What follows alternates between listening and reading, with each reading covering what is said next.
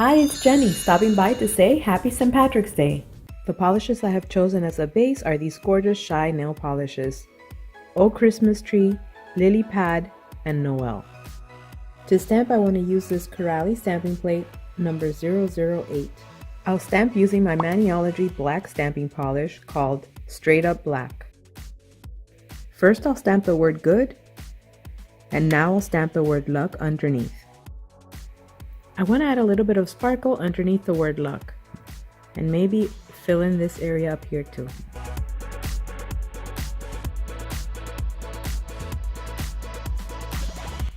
Once it dries, I'll be able to apply a top coat. I'll finish off by applying my Seche Vite Dry Fast top coat.